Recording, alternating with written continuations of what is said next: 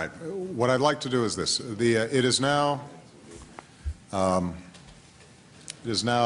quarter to 4. I said we'd try to get out here 4:15. We have not spoken about coverage, and we're going to need to wrap this up. I know that some people may be on a tight schedule. I'm going to ask that people are willing to stay till 4:30, which gives us 45 minutes. And what I'd like to do is to round out this conversation by focusing on what I think is probably at the core one of the bigger philosophical disagreements between the parties in how we address health care moving forward.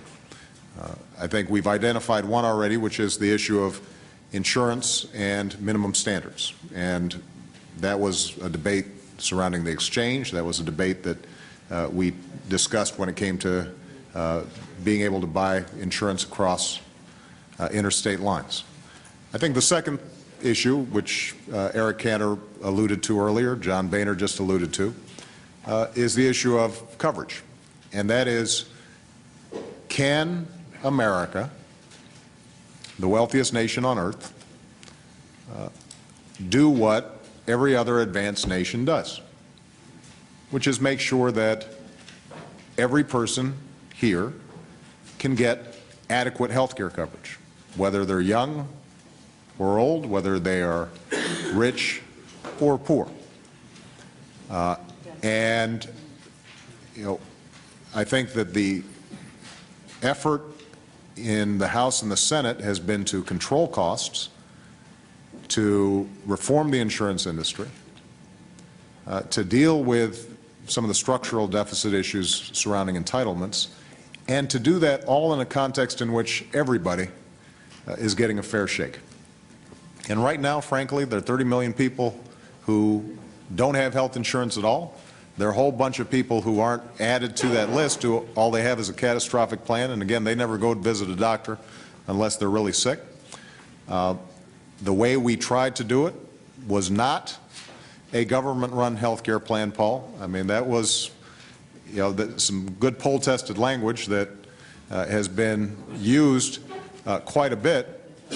But the fact of the matter is that, as Dick just alluded to, the way we've structured it through the exchange would be to allow people to pool, allow everybody to join a big group, and for people who can't afford it, to give them subsidies, including small businesses.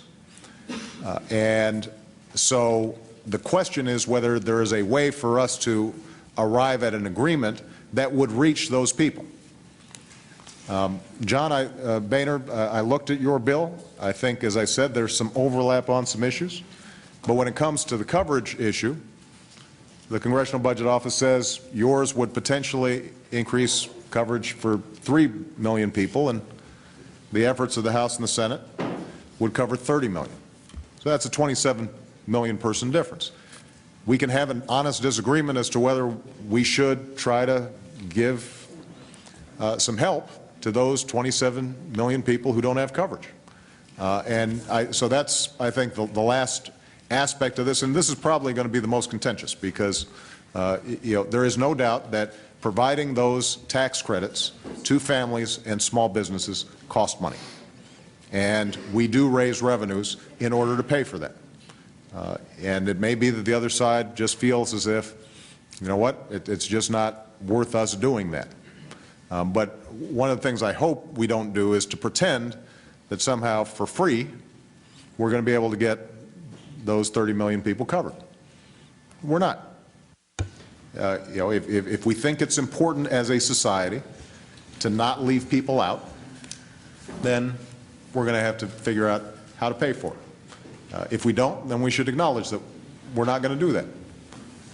But what we shouldn't do is pretend that we're going to do it and that there's some magic wand to do it without paying for it. So with that, what I'm going to do is I will go to whoever you want first, yep. Mitch. Mr. President, Dr. John Barrasso is going to make our opening statement on coverage. And then I will call Henry Waxman, and we'll just go back and forth.